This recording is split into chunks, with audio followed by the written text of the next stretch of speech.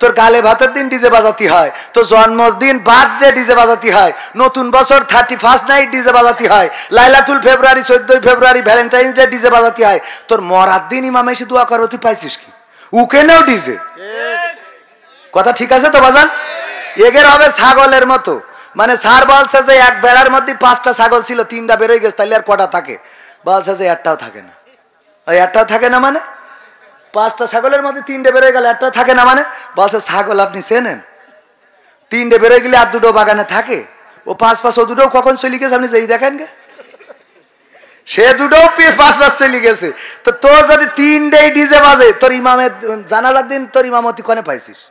ওই দিনও কুপা দিয়ে পাঠ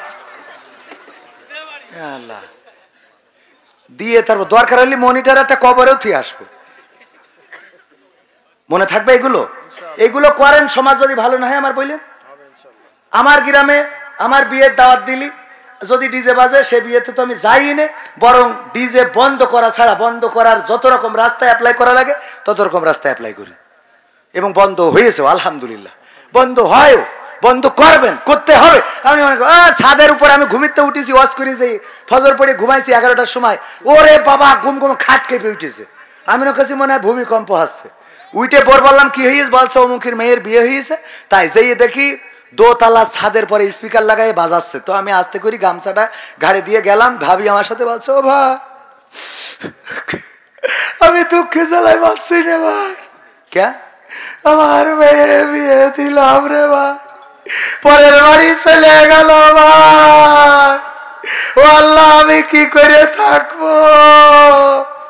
আল্লাহর কসম সত্য ঘটনা বলছি। তাই বললাম যেভাবে আল্লাহ ডেকে কাঁদতেছেন, তাও ডিজের আওয়াজে তো আল্লাহ শুনতে পাচ্ছে না, অন্তত ডিজেটা বন্ধ করিতে কান্দেন। হয় আপনি কান্দেন, ডিজে বন্ধ হোক, না ডিজে বাজান, আপনার কান্দাটা বন্ধ করেন, দুটো একসাথে জুড়তেছেন, আমরা বাড়ি ঘুমাতে পারছি। এদিকে কাঁদতেছে ও আল্লাহ, আবার ওদিকে ডিজে